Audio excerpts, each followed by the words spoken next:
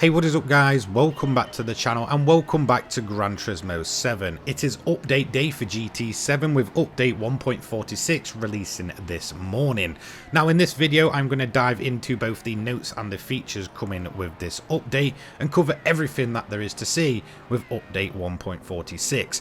However, I do want to just give a quick side note that in terms of the update itself, there's really not too much here to actually see or really dive into. It seems like the cars are the main feature of this update. It's very much in line with the likes of January and February's update, where the cars were the main show. In terms of the events themselves, they're again very short, just like January and February, where you'll probably get maybe 20 to 30 minutes out of them. In terms of other content in the update, there really isn't too much to dive into this time around. There's no major changes, at least from what I can see from the notes anyway. So before we get into the notes themselves, I do want to have a quick side note or maybe a bit of a rant. Now I probably get that there was a deal between Skoda and Polyphony and a bit of a launch and release date schedule for this Skoda VGT this time around, so in that sense I can probably give this update a pass. However, in terms of the shorter content updates with only 3 events instead of the typical 5 and the 3 cars every single update, it seems to be a recurring theme for 2024. So why don't Polyphony just skip a month and combine these 2 updates into one, just so we can feel like we're getting a bit more content per single update? For me, it would just absolutely make sense. Now don't get me wrong, this was something that I did point out when February's update released, that both January and February felt like one single update just kind of cut in half to spread across both the months. For me, for longevity of an update, it would just make sense to do it that way. However, Polyphony have kind of surprised me with the fact that they actually haven't skipped a month in 2024 so far. Usually if we got 2 or 3 updates on the bounce, then we would end up with a skipped month, and I honestly thought that for April it would just be a completely skipped month, and it turns out it just wasn't. So maybe we'll probably not see anything in May. Maybe they'll just cook up something a bit more, or this might just be the trend of cutting up the content they have ready and then just putting them in shorter content updates. Who really knows at this point? Anyway, let's get straight into the notes. Update details 1.46. A new update for Gran Turismo 7 has been released. The following is a list of main features and adjustments introduced. So, main features implemented. Number 1, the cars. The following 3 new cars have been added: the Afila Prototype 2024, the Chevrolet Chevelle SS 454 Sport Coupe 1970, sold at the Legends car dealership, and obviously the Skoda Vision Gran Turismo. Number 2, the World Circuits. The following new events have been added to World Circuits: Vision Gran Turismo Trophy at Grand Valley Highway 1, the American FR Challenge 550 at Trial Mountain Circuit Reverse, and the Japanese Clubman Cup 550 at Alsace Village Reverse. Now again, it is basically the typical format that we've been seeing, with one single event coexisting to one of the update cars. It has been this way every single month of 2024 so far. It is a shame that there isn't more events. However, I do appreciate that it does seem like they're starting to build up that roster of events for very specific cars, considering a lot of the cars have been very similar in terms of the categories that they're getting launched in, at least so far in 2024. Number 3, the cafe. The following extra menu has been added.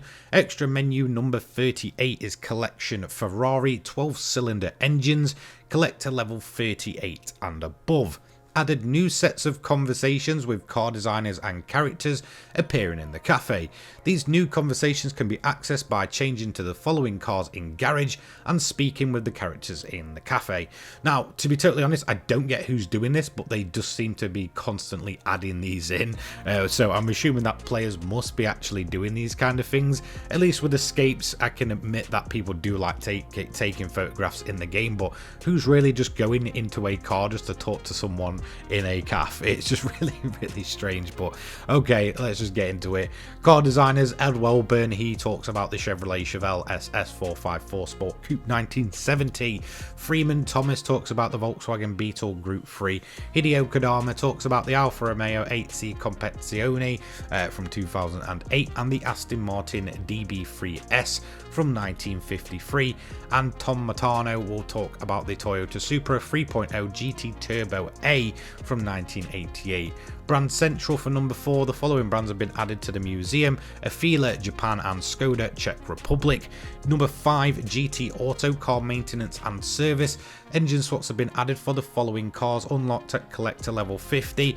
We have the Bugatti Veyron Group 4, not sure what's going on there, but a bit of a typo I'm assuming. But this is, I believe, only the second race car to feature an engine swap, the only other being the Silvia Group 4 as well. We have the Chevrolet Corvette C1 from 1958, the Chevrolet Corvette Stingray Sport Coupe C2 from 1963, and in fact another race car in the same bunch of engine swaps, the Honda NSX Group 4, which is a bit of a surprising one for me, as I assume that that is more of a swappable engine that that car runs than it actually getting swapped in. So that is probably for the Bugatti, the Chiron engine swap, and probably for the Honda NSX Group 4 it'll be the Super GT GT500 engine swap, I'm assuming. Who actually knows? Then we have the Lexus LC500 from 2017 with a new swap.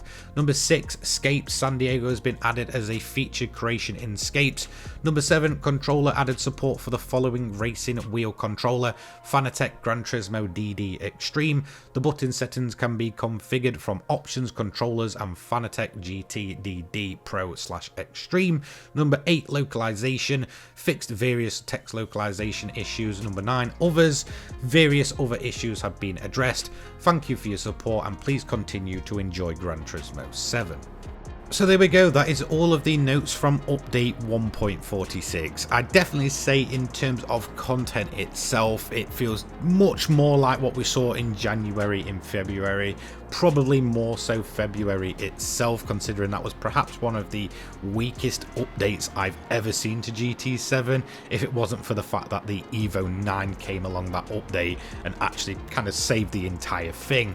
Again, maybe the Chevelle will interest me for a little bit longer than the other vehicles, although again I do really appreciate anything on wheels, so I am willing to give everything a try. Definitely the Afila in VR, I'm kind of excited to see what quirks that car features. Hopefully it's as ridiculous as it sounded in the promotional posts all the way back to the end of 2023 that I saw. In terms of the events themselves, the free events, to be honest, I just don't get this trend. I get it's one that's catering to each, you know, single car of the update, but surely it cannot be hard to put more of these in. It just doesn't make sense to limit it to 3 events per update. Just program some extra ones in within these categories, make them a bit longer, and I'm sure we'll all be fine. I'm not being funny, it will probably be again a bit like January and February, where the most, I guess, total you're going to get out of it will be 20 to 30 minutes max, and that's your lot. It's just ridiculous, but okay, it's pretty cool in the sense that it does at least cater for the new cars coming to the game. There just needs to be more of them. And again, in terms of other changes, there's really not much else here. I think the engine swaps do sound very interesting. I like the fact that they've gone for a couple of race car group engine swaps as well, which I do find very interesting, considering I'm pretty sure prior to it, it was just the Silvia that actually had the swaps.